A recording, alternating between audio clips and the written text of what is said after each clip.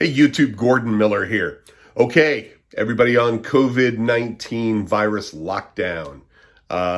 So I thought I would go ahead and put some content together and keep you guys company, give you guys something to do. I did an impromptu post on Snapchat, Instagram, and on YouTube last night, and just kicking back, enjoying my my time in the lockdown. I'm not sick. Don't worry about it. Just here. The great thing about not monetizing my channel is I can drink whatever I want. So anyway, a couple things. So I'm going to have a wide variety of video content that I'm about to talk about.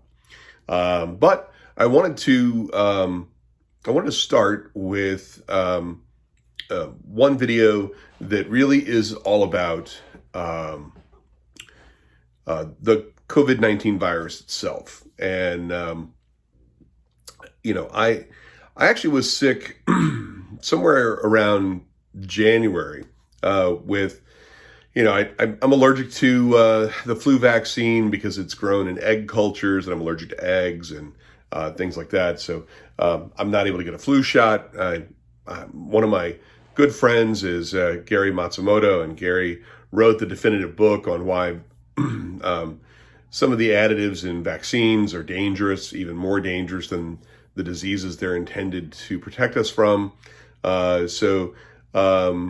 The flu vaccine often uses an antigen of squalene. The squalene is actually a lot more lethal than the vaccine or even the illness. So anyway, it's something that I believe strongly in terms of staying safe. I don't think that there's a whole lot anybody can do about the virus. We're all likely going to get it at some point.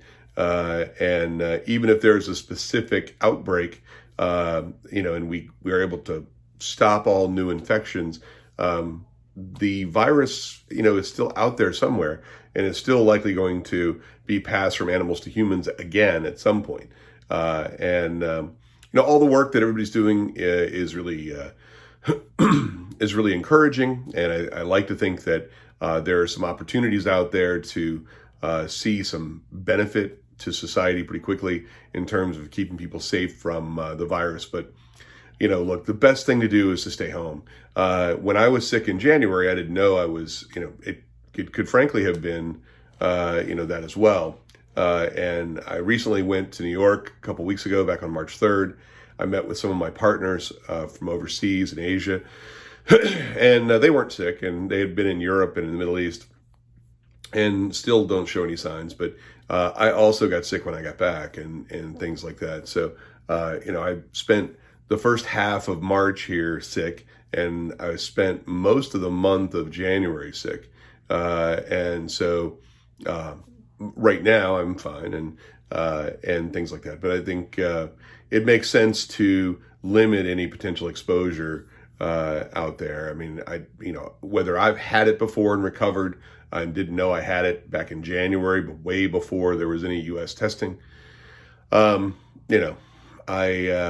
hard to say. But what I wanted to do was reassure everybody that, make minimum numbers of trips. Let's not go out there any more than necessary. Let's all try to, figure out how to stay home. Everybody's trying to be cooperative and everything else during this time. So, let's all work on it together, and we'll all get through it. So, one of the interesting parts about the virus itself, and the fact that everybody is on, at this point, voluntary confinement, is that there is a potential for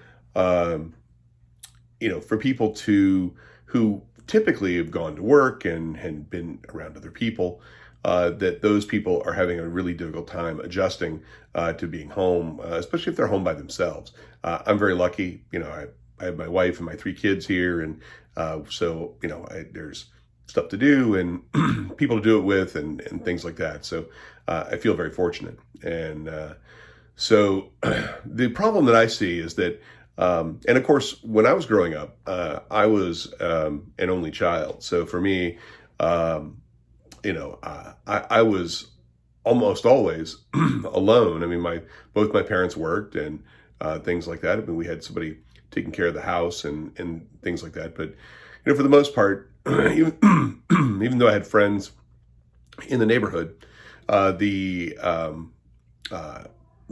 I would go play with my friends for sure. But day to day, you wake up and you're one of the few in the house, and no brothers or sisters, and my friends lived in the other side of the neighborhood, and things like that. So for me, it was an opportunity to learn how to be alone. And as because I was alone much of my childhood, I'm very rarely lonely.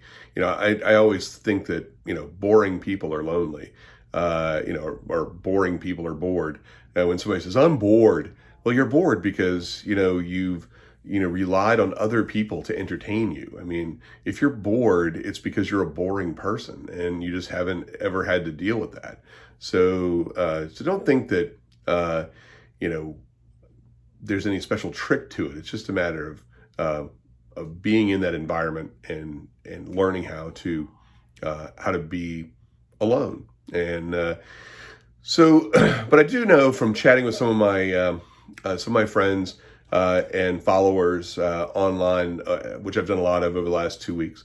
And I was chatting with somebody this morning from Washington State, and she's by herself in her early 30s, and was saying how difficult it was to adjust to being alone. No kids, no roommate, no friends on lockdown with her, and things like that. So, and I think that that's true. I mean, I think that people end up with, a situation where they're not comfortable often being by themselves. And me, it's been a lot easier for me. But I do know that depression and mental illness is a real thing, and I know that this time when people are alone and times are difficult and they don't have the money they need for lots of other stuff, that whether it's food or rent or whatever.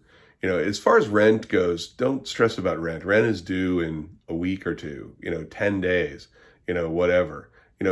Don't, that's a problem for future you, 12 days from now. Don't worry about rent being due. Millions of people are going to be late on their rent. And we're going to talk about that too. I've got another video I'm going to do on real estate and why I fucking hate real estate. And now is a good example. But so as long as you have food and as long as you're safe, that's really all that matters. So, but for people who are not used to being by themselves, this can be a difficult time. And so I want to make sure that, everybody understands that, it's going to be okay. We're all going to make it through.